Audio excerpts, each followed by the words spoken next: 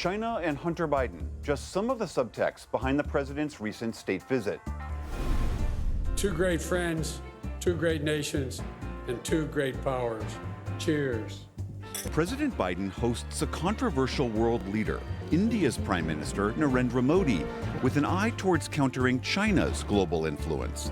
But the pomp and glamour of the star-studded dinner masked underlying tensions among some of the attendees. The president's son, Hunter Biden, in attendance just days after reaching a plea deal with the Justice Department, a deal that set off a political firestorm. We are investigating Hunter Biden and, more importantly, Joe Biden. Outraged Republicans cry foul and vow to further investigate the president and his family. Next. This is Washington Week.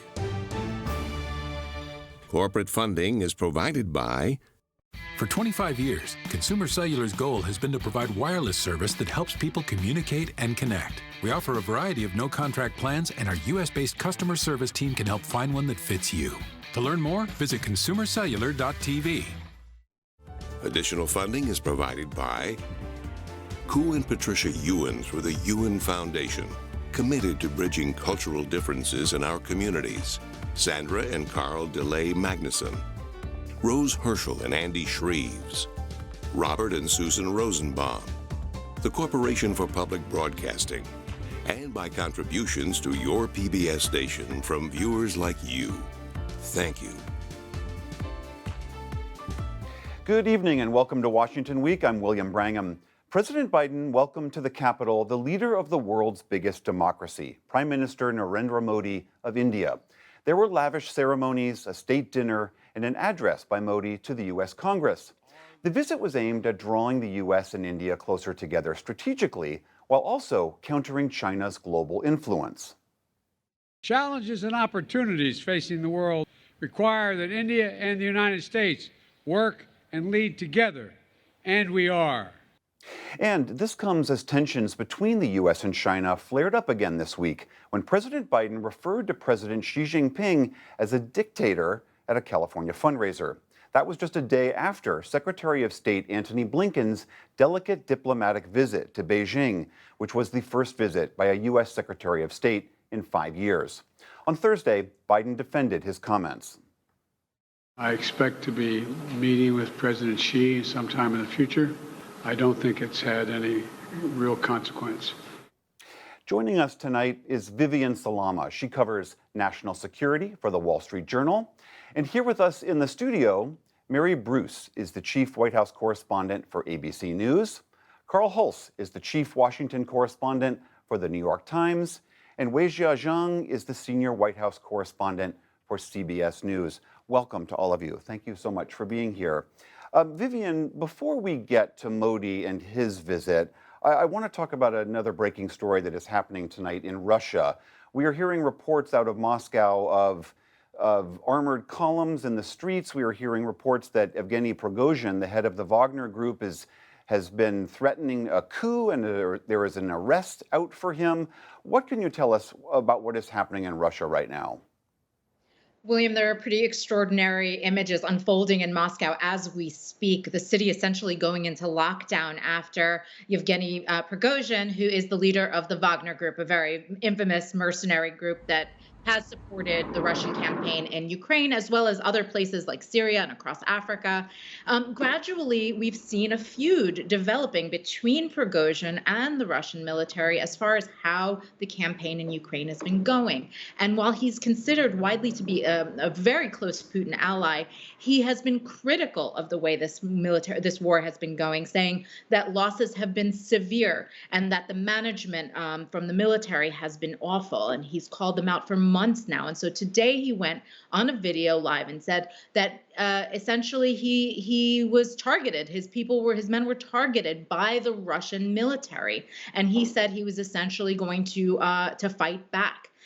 He's claimed now that he's making his way toward Moscow. And so the military has come out and said that he is planning an armed rebellion, essentially a coup.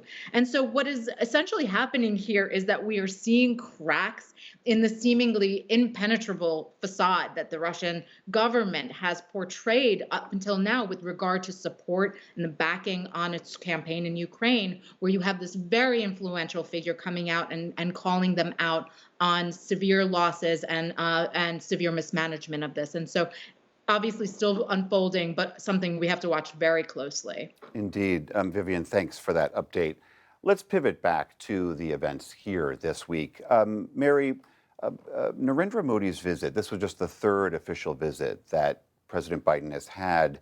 Remind us of the importance of how this visit unfolded here this week. It was pretty remarkable. It was only the third state visit, and we did see the White House, do the full pomp and circumstance. You had thousands of people on the South Lawn, a full lavish state dinner. And of course, it was not without controversy. As you mentioned, Modi is someone who prides himself as being a leader of this huge democratic superpower. And yet it comes at a time when we, of course, have seen a lot of those basic democratic rights eroding in his country. You are seeing a backslide when it comes to freedom of the press, religious, political freedom. And so this White House took a lot of heat for meeting with Modi. And yet, it's a balancing act that we have certainly seen presidents do in the past, where they want to shore up a relationship with a country, with a controversial leader. The president saying he said he was going to bring up human rights issues. He addressed a question about it during that press availability. But what struck me sitting in the East Room, watching them field questions, was the history of the moment, because we actually saw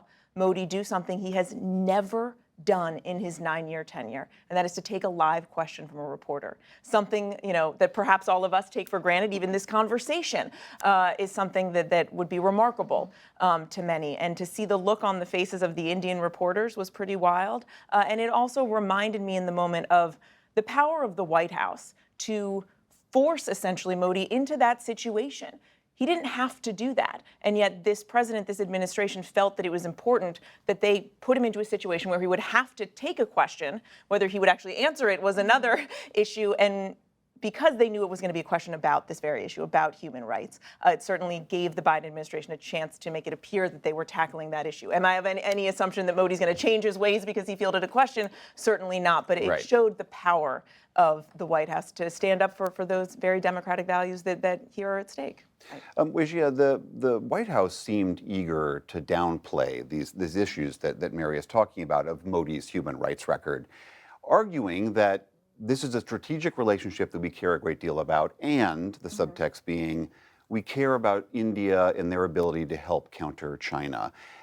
Help us understand how that might actually work. What are the things that India could do to be a buffer against China for the U.S.? So everything at the center of the president's foreign policy is China, and continuing the effort to isolate China, especially when it comes to the economy and when it comes to U.S. dependence on China. And that is why this relationship is so important to the White House. And even though, the president reiterated himself that they talked about human rights and democratic values behind closed doors, it's incredibly important to set the stage as Beijing is watching to show that we are moving away from our need for you, for things when it comes to technology, when it comes to semiconductors. In fact, they just announced a massive deal today at the White House to invest millions and millions of dollars into India so that the U.S. wouldn't rely so much on China for this. And so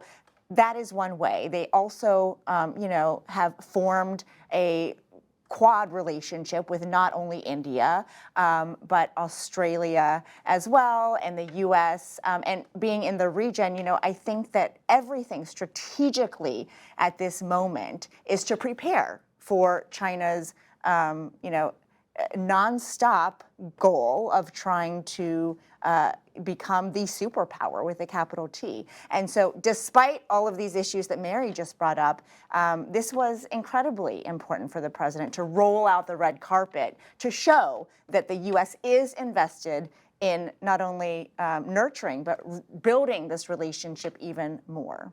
I would say there's some real domestic political considerations here, too. The Indian-American voting bloc is one of the fastest, if not the fastest, growing voting bloc in the country.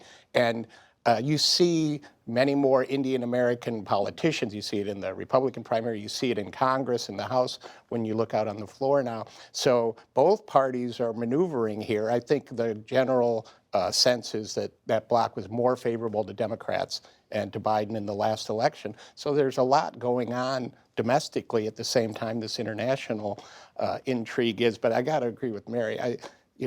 Presidents have made their careers pushing these considerations into the background when there's a serious strategic advantage. And I think in his speech to the House and to the joint meeting of Congress, he sort of cleared the bar that he had to clear, but it was minimal. I mean, there wasn't this enthusiasm that I've seen for other speakers, and they were filling seats with pages and other staff, although it was horribly scheduled on a Thursday afternoon because most people leave Congress on Thursday. And to your point, today, the White House was asked whether President Biden was satisfied with the Prime Minister's remarks and response to those questions about human rights and democracy. And the answer was he was satisfied with the opportunity to talk to him about it. So it was couched, in the way you would expect. Vivian, can I ask you about the other issue relating to China, which is President Biden being overheard calling Xi Jinping a dictator? I mean, on one level, that is a classic gaffe in that it is terribly timed. On the other hand, President Xi also does fit most traditional definitions of a dictator. President Biden seems to think that this is not that big of a deal and this will all blow over. Is that your sense? Do you think the Chinese will really take an affront to this? Whether or not they take an affront to it, they know that they can't afford to make it into a big deal. And we saw that this week because President Biden's comments, remember, came just as Secretary of State Antony Blinken was leaving Beijing for this very high stakes trip, which was postponed from February after the balloon incident, the spy balloon incident. And so they finally made it happen. And both sides emphasized how keen they were to get over their differences and try to find some common understanding because they knew the stakes were so high. And so these unscripted remarks that came from President Biden just on the heels of that visit were worrisome. Caught a lot of people in the administration off guard who had been working to kind of rebuild the ties and the communication between Beijing and Washington. But what they tried to do is downplay it on both sides. The very interesting thing that happened immediately after President Biden made those comments is that there was a démarche, an official summoning of the ambassador, the U.S. ambassador, Nicholas Burns, to Beijing. And he was essentially reprimanded. They gave him a good finger wagging. But usually Chinese state media would advertise something like this. They would parade it around and they would celebrate when there's a démarche. And this time there wasn't a single mention of it because they did not want, A, to draw attention to the fact that anyone, let alone the president of the United States, was referring to their president as a dictator, but B, also they're very keen on just building from that momentum from Secretary Blinken's trip and having some productive outcome come out of it. And so that's where we stand right now. And so the White House, when they keep on saying, there's no fallout, that's their hope. And so far, it seems that Beijing is on the same page. All right. Vivian, Salama, thank you so much for joining us and sharing your reporting. And although Prime Minister Modi was the official guest of honor this Thursday night, it was President Biden's son, Hunter, who also turned heads. He mingled in the crowd just days after news of his plea agreement with the DOJ set off a political firestorm. He is expected to plead guilty to 2 misdemeanor tax charges and will admit to illegally owning a gun. If a judge accepts the terms, Biden will likely avoid prison time. But outraged House Republicans blasted that agreement and vowed to continue investigating the president and his family. As it continues to show the two-tier system in America. If you are the president's son, you get a sweetheart deal. Now, this does nothing to our investigation. It actually should enhance our investigations. But Attorney General Merrick Garland has rejected accusations that Biden received any special treatment. Some have chosen to attack the integrity of the Justice Department by claiming that we do not treat like cases alike. Nothing could be further from the truth. This also comes as 2 IRS whistleblowers have alleged that the investigation into Hunter Biden was repeatedly interfered with to favor the president's son. So a lot of political intrigue going on here right now. Weijia, were you surprised that Hunter Biden was brought to this state dinner the same week that he had this plea deal announced, that they didn't hide him away? He was welcomed with full fanfare. No, I wasn't surprised. And, the White House's response to this was that, this is still the son of a president. And I don't think that the strategy right now is to run away from it. I think they want to show that he is, a real person, that he is unlike some of his Republican counterparts who the Republicans have been trying to compare him to. He fesses up. He admits wrongdoing, and there is a clear separation between the White House and the DOJ. At least that is what the Biden team is trying to portray. And so I think, it made sense to me that they didn't want to hide him, right, because they didn't want to have an appearance that he, had done something even further wrong, because right, they wanted to move on from this. They wanted to show that he is, in fact, trying to rebuild his life after years of addiction, which is also something that they are very willing to talk about. And I think also Joe Biden is in this position of having to respond to this personally and politically. And I think Joe Biden, the father, is always going to take first bidding over Joe Biden, the politician. And when he looks back at this, this is incredibly painful for the president. And I think him showing to his son, to the world, come to dinner at the White House. You still have my embrace. Exactly. It's not just sending a message to the world, to his political opponents, who are clearly going to do their best to try and keep this in the conversation. They think there's a lot here left to be investigated politically, even if criminally. The Republicans' charges have not been substantiated at all by this agreement, right? They're not bringing any criminal charges linked to Hunter Biden's business dealings. But the president, I think, is responding first and foremost as a devoted father who has stood by his son through struggles with addiction and has always said that he supports him. So he's not distancing himself from Hunter Biden, but he is distancing himself from this investigation so as not to fuel the political fire. I thought if you had written a movie script that had that state dinner with the president's son who just admitted to wrongdoing, the two House Republican leaders who are pursuing him and the president, and the attorney general who is trying to avoid the whole mess all at the same dinner, somebody would say, that could never happen. But the Republicans, no matter what Hunter Biden agreed to and admitted to, the Republicans were always going to say that this is a two-tiered justice system, that Trump is being treated differently than Hunter Biden.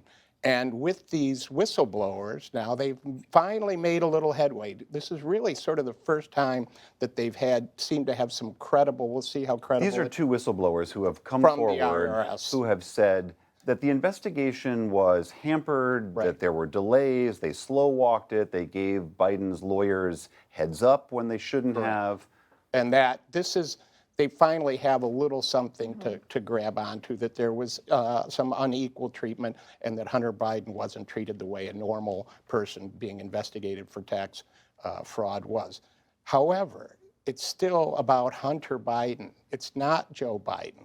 They're trying to drag Joe Biden in that, as you saw Lauren Boebert there say. But they still, so there's this new transcript of I think it's a text message that he's supposedly having talking about his father. Hunter Biden's lawyer came out today and said that Hunter Biden was speaking only for himself, no one else in the family. So we'll see where they can go with this, but it's obviously not going away. They're going to continue this all the way through the election, but they still haven't really made the direct link to the president. But they're going to try very hard to do that. Mary, this text message that Carl is talking about is a text message where Hunter Biden is speaking to, we believe, a Chinese official, and he's basically saying, I'm sitting next to my father. This is when Biden was no longer vice president and was not president yet. But he's saying, I'm sitting next to my dad, and if you don't do this deal with me, in essence, there's going to be hell to pay. Do you think that that adds to the Republicans' case that there really is more here? They certainly are trying to make that point, right? This is this alleged WhatsApp message between Hunter Biden and someone that he was doing business dealings with in China, frustrated, obviously, that they weren't moving ahead with some energy deal that he was hoping that he would be able to close. And to Carl's point, the Hunter Biden's lawyers, the White House have all said the president knows nothing about this. There was no connection to the president then former vice president, who wasn't in office at the time. This also was a time when Hunter Biden was heavily addicted to drugs, through his own admission. But I do think Republicans are certainly going to try very hard to do whatever they can to keep this in the conversation. What will be interesting to see is whether we learn any more from the Trump-appointed prosecutor, David Weiss, who, I think there are many questions about. Obviously, he looked into all of these things. Did he know about this WhatsApp message? Was this something that he was looked at? Why didn't he bring any criminal charges linked to Hunter Biden's overseas business dealings? And the Attorney General, Merrick Garland, was asked about this today, and he said he would support David Weiss testifying at some point or commenting about this when it was appropriate. So I do wonder if at some point we may get more transparency that may answer some Republicans' questions, just clear things up in an attempt just to sort of air it all out. He had written a letter to Jim Jordan in Congress saying, I had full discretion to make the decisions here. Now, there's some question whether that is true, but he put it in writing. So there's a lot to disentangle here, but I think the Republicans are going to keep at it, and they moved slightly towards impeaching the president. Right. Well, trying to connect the dots between Hunter and his father is one thing, but I think the other thing you're seeing here from Republicans is just really trying to chip away at President Biden's credibility, because he has already said so adamantly that he knew nothing about his son's business dealings, and this particular text message would show otherwise after, the president said he didn't know, and then the White House officially said that the president didn't know. And so they're trying to paint this picture of, he actually did know and lied about it. Right. And there's still no evidence that Joe Biden was sitting next to Hunter when that text was happening. We just don't know that, and maybe that's another line of investigation. The other argument that the Republicans keep making, which is that this is the weaponization of the DOJ, and that this is President Biden directing Merrick Garland and his DOJ to target his rivals, Donald Trump principally. Although we saw in your own paper, Carl, that remarkable report showing how the DOJ under Merrick Garland was very reluctant to open an investigation about January 6th and then President Trump and any of his colleagues were involved in all of that. So do you think that argument will continue? Yes, they will continue, but Merrick Garland is a very conservative person, and was, a lot of people think he was way too reluctant to do several investigations and move too slowly. But, both sides are speaking to their base. The Republicans are just they need to keep their folks focused on Merrick Garland, that Donald Trump is being treated unfairly no matter what's going on in the courts. And so, they're going to stick with that. Mary, do you have a sense of what the next step in the investigation for the Republicans is? Is it more of this pulling at these threads, or are there other things you think they're going to pursue? I think they're going to pull at all the threads they can pull at, right? So whether there is more to what was released in these transcripts from these whistleblowers, I think they're going to look through everything that they can, just simply to keep it in the conversation. Because, and to Weijia's point, just because something may be, inappropriate or amoral even, doesn't mean that it's criminal, certainly, any kind of behavior. It also doesn't necessarily link it to the president. And of course, Hunter Biden was not in the administration. He's not running for president. He's not on any ballot. But it doesn't matter, I think, in a lot of ways when it comes to just the optics of it and trying to keep this alive in the conversation. Because as long as Donald Trump is having the legal challenges that he's having, if they can continue to talk about Hunter Biden and keep that conversation up, I think politically they feel that there's still a lot of opportunity here for them to keep up these political investigations. Well, remember that certainly as we go towards Kevin McCarthy November. got in trouble for talking about how Benghazi, the Benghazi investigation, was a benefit because it served its goal of lowering Hillary Clinton's poll numbers. So Kevin McCarthy has some experience in this area. And on the flip side of that, I think you're going to continue to see the White House just try to distance themselves as much as possible, while also reiterating that the president has never discussed this investigation with Merrick Garland. They're doing everything they can to try and underscore the fact that they believe in the independence of the Justice Department. But you have these two very different conversations going on, where the president is doing everything he can to look presidential and just keep going on with the day job, while all of this is playing out to try and just make it look like the Republicans are being chaotic while he is governing and being presidential. That's their strategy in tackling this, and their campaign strategy writ large. Weijia, do you have a sense of, inside the White House with the Bidens themselves, how this plea deal that Hunter took sits with them? Is it an exhalation? Is it a moment of relief? How are they seeing it? Just in a few seconds we have left. I think that there are certainly reports that the president was relieved, and I think that overall, the bottom line is, these are federal charges, and it is remarkable that a president's son is pleading guilty to them. But they, to Mary's earlier point, are not, what the Republicans had wanted or expected to come out of this investigation. And so I do think that there is relief, because it shows in their mind that there is no there. Of course, Republicans would say something very different and say that the DOJ is just covering up the there. Right. But I think, to your question, yes, the White House can say there are no charges. Excuse me, I'm sorry, we've got to suddenly wrap. Thank you so much. I want to thank everybody here for joining us tonight. Thank you so much for being here. And I'm William Brangham. Good night from Washington Week. Corporate funding for Washington Week is provided by... For 25 years, Consumer Cellular has been offering no-contract wireless plans designed to help people do more of what they like. Our U.S.-based customer service team can help find a plan that fits you. To learn more, visit consumercellular.tv. Additional funding is provided by Ku and Patricia Ewan through the Ewan Foundation, committed to bridging cultural differences in our communities. Sandra and Carl DeLay Magnuson, Rose Herschel and Andy Shreves, Robert and Susan Rosenbaum, the Corporation for Public Broadcasting, and by contributions to your PBS station from viewers like you. Thank you.